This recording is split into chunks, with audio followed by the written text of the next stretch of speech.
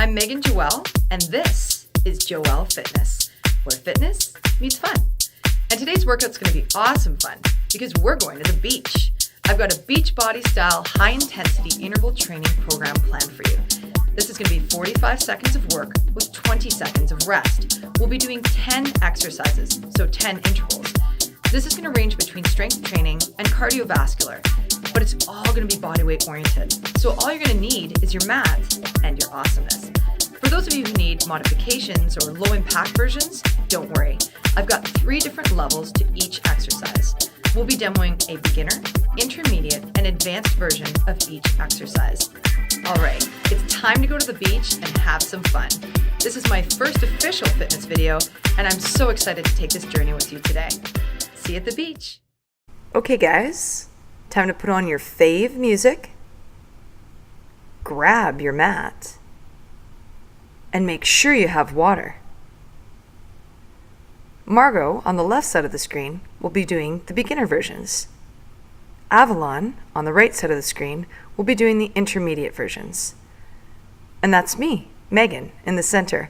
I'm going to be doing the advanced versions of the exercises. Take some time to set your mat up the way you see our mats, facing the screen. For timing, the warm-up is going to take approximately 1 minute 45 seconds. One round is about 11 minutes. And cool down 3.5 minutes. So if you're doing warm-up and cool down plus 1 round, 16 minutes. Warm-up and cool down 2 rounds, 27 minutes.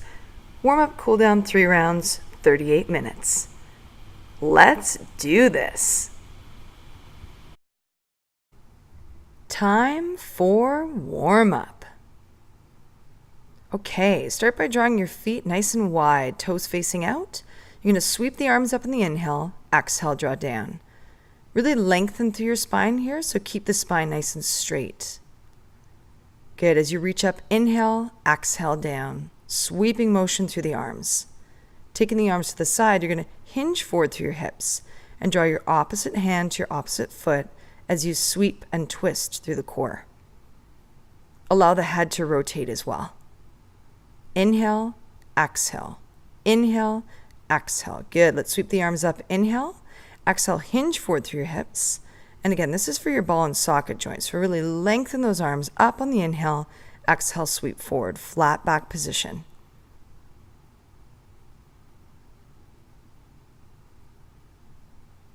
Great. Let's take our hands onto our hips and start to rotate into a circle through the hips. You should feel like your tailbone is stirring a pot. Let's go both directions.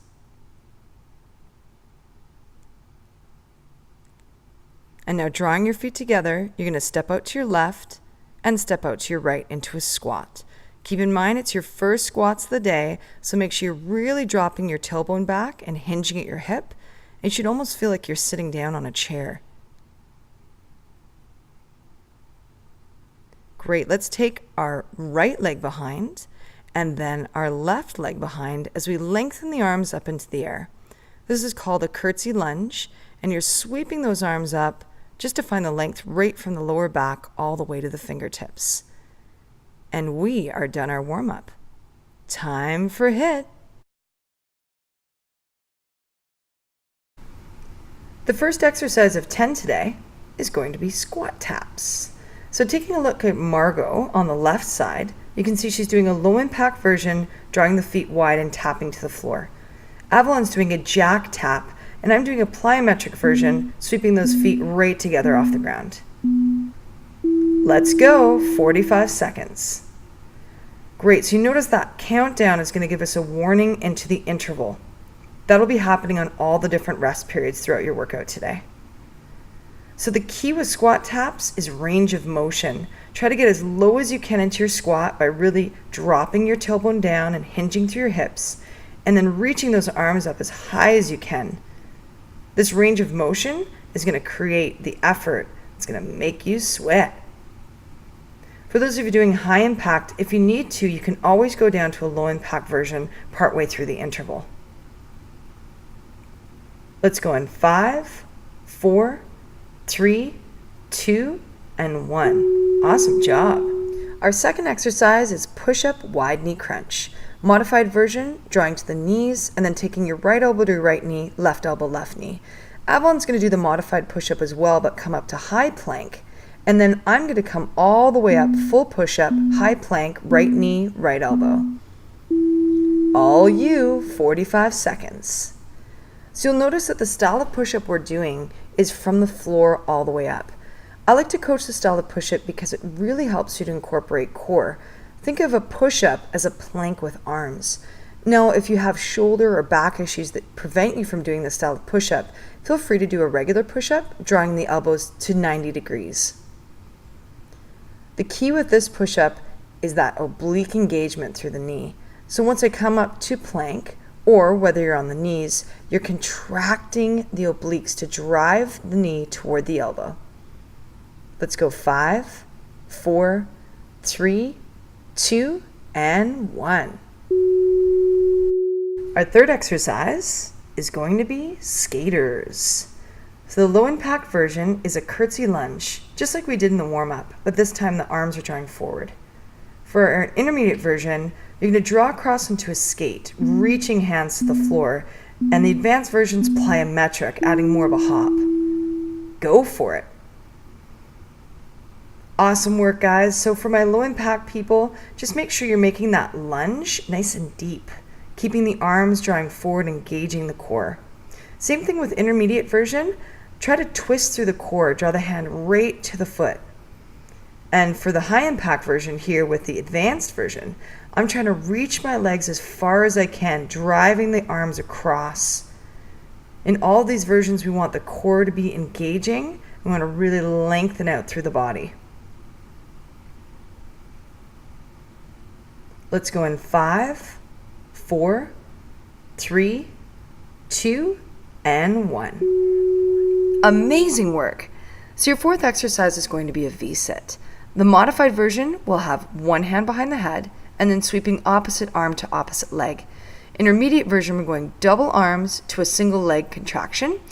And in your advanced version, we're doing a full V-sit, double arm, double leg. Let's work it. Just so you know, I've added a buzzer midway for anybody doing the low impact version, so you know when to switch. So the key with the V-sit is contracting lower abs. I want you to think of a string, drawing your knees towards your chest.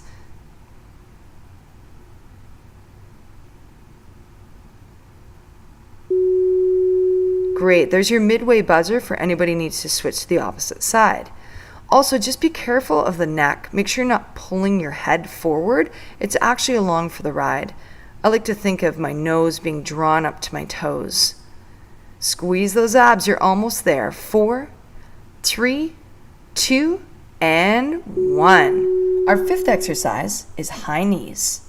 For the low impact version, we're going to do a march, drawing the opposite arm and opposite leg up. For the intermediate version, we're going to add a skip to that and reach opposite arm, opposite leg up. I'm doing what's called a high knee climber or a regular high knee. You're killing it, let's do it. So in the low impact version, make sure you're drawing the knee right to 90 degrees. Ultimately, we'd like that for all of our versions, but sometimes it's harder to get the knees up as high. Avalon's doing an amazing job of really reaching those arms up to the sky, so make the exercise as dynamic as you can. I've chosen to keep the arms nice and tight to the body, focusing more on getting my knees right up. Great job, everyone. Remember to contract your lower abs to drive the knees up. You're almost there. Let's go in 5, 4, 3, 2, and 1. Our sixth exercise is a reverse lunge. So for a modified version, we're going to do a stationary lunge, back knee, 90 degrees. Intermediate version, we're doing a full reverse lunge, alternating legs. And for the advanced version, we're doing a plyo hop lunge, drawing and switching those legs. You rock? Let's roll. All right, the key with lunges is to make sure you're going at a depth that works for you. Ultimately, you'd like to go 90 degrees front, 90 degrees back. But if you have any previous knee issues, make sure that you modify according to what your knees are allowing for today. You can see Margot's not going as deep as Avalon in her lunge. Good. For those of you doing the modified version, you're going to switch legs. For the plyo hop, I like to really think of drawing my body weight in a straight position up. That way I can get the best result for the hop. Let's go in 5, 4, 3, 2, and 1. Our 7th exercise is a jumping jack. In the low impact version, arms are going to sweep above the head and you're going to tap the feet to the side. In a regular jumping jack, think range of motion as you draw the arms and legs wide. And I'm doing a star jump jack, which adds a plyometric jump squat as you reach arms and legs wide.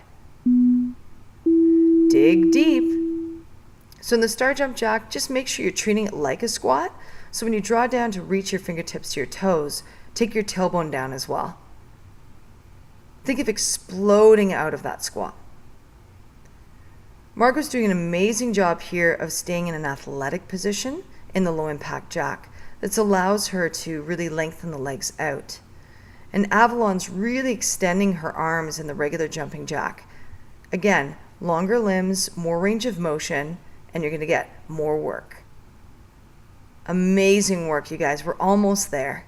Let's go in 5, 4, 3, 2, and 1. Our 8th exercise is a squat twist. In the beginner version, you're just not going to go as deep into your squat, but you're going to contract your opposite elbow to your opposite knee. Intermediate version, go deeper with the same action, and I'm going to add a plyometric hop as I drive the knee up. I see you. Let's work this. Good. So again, dropping your tailbone down. There's actually a lot of core in this work. So I really want you to think of A, core when you're dropping into your squat, and B, core as your knee drives up. You can see we're really getting the lower abs involved here as we twist across the body. In the plyometric version, try to really engage the abs to drive the knee up. Think less about the knee coming to the elbow and more about the contraction of the lower abs to deliver the knee up. We're almost there, you guys. Let's go in 5, 4, 3, 2, and 1.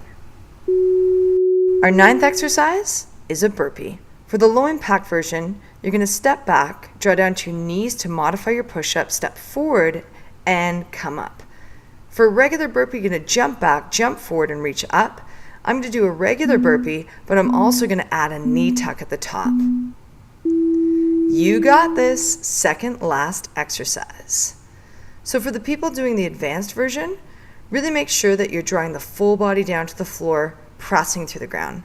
Sometimes I like to add a tricep push-up just to get a little bit more work through my arms in the body weight workout. For those of you doing the modified version, just notice that Margot is drawing down to her knees, coming up to high plank before she steps forward.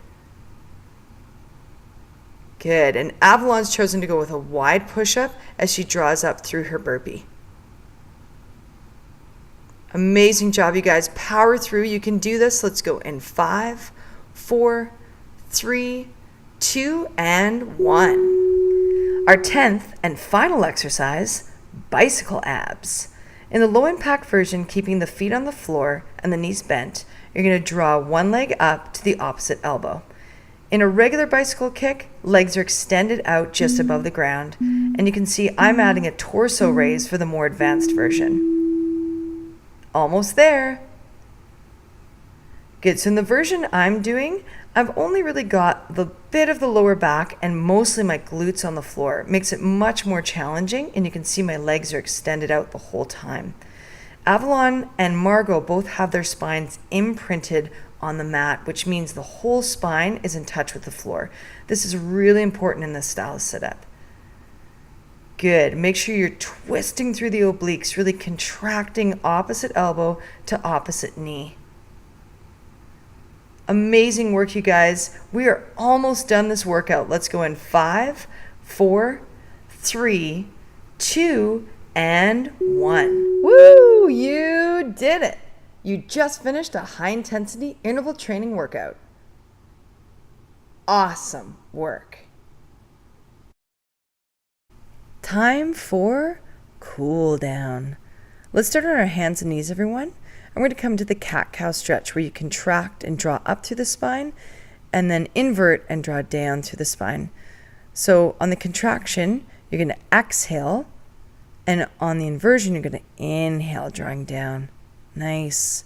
Really breathe into the length of that back, and let's push back into a downward dog position. We're going to start to lightly walk the dog, pushing both heels towards the floor as we lengthen out through the backs of the hamstrings, calf muscles, and glutes. And now let's softly draw both knees down towards the floor. And we're going to release the tailbone back towards our heels into a brief child's pose. And then we're going to slide our right arm underneath the body, palm facing up. And you're going to breathe into your right shoulder. So your right cheek bone should be relaxed onto the floor as well. Just breathing into that stretch so your right shoulder will switch over, drawing the left shoulder underneath the body with the left cheekbone relaxing onto the ground. Really breathe into that ball and socket joint. And let's sweep the left arm up. And we're going to draw our right leg forward, keeping the left knee on the ground, and sweep both arms up to the sky, chest rising, light inversion through the spine. As you breathe, you're going to feel a nice stretch through the front part of your hip as well as through your back. And we're going to sweep down into a nice position here. I love this one. So your hands are at heart center. Your left elbow is on the exterior of your right knee. And this is a nice deep torso stretch. Now we're going to come to the pyramid pose. So I want you guys to walk your left leg just slightly forward and stretch out through the front right leg. You can even draw into a calf muscle stretch by pulling those toes back towards you. Let's step forward with the left leg and then sweep back that right knee and reach up on the opposite side. Again, you're going to feel a nice stretch through your hips as well as through your back. And now we're going to come into a gentle twist with the right elbow drawing to the exterior of the left knee, and the hands are right at heart center as you breathe. Good, drawing both hands to the floor, step forward and lengthen it into a nice pyramid pose. Good.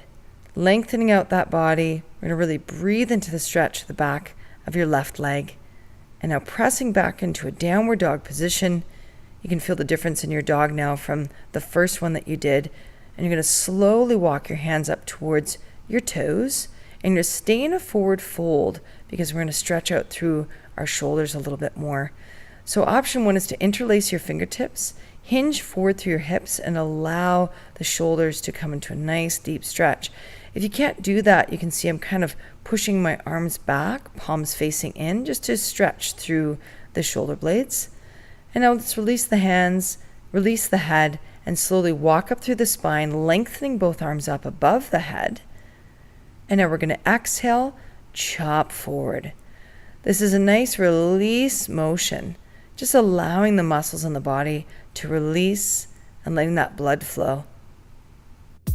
Thank you for participating in my first official fitness video. Woo! You rocked it! Let's make sure we're drinking lots of water, everyone. And for those of you who are new to working out, take 1 to 2 days off. Gauge it. Feel how the body is. You definitely need that recovery period when you're first starting the workout. For those of you who are more advanced, depending on how hard you hit the workout, you might need rest period as well. But if you feel you're ready to rock tomorrow, jump right back into the workout. And remember, multiple rounds will make it more challenging.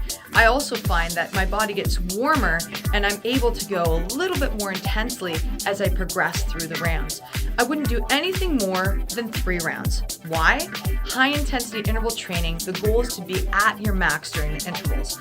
In a half an hour of your max, you should hit exactly what you need. All right, everyone, thank you again for your participation, and please send me feedback. The best videos are going to come to you if you tell me what you liked and what could be improved upon. And that's not only the workout, but the presentation. I want to make sure that you felt educated, that you felt motivated, and most importantly, that you had fun.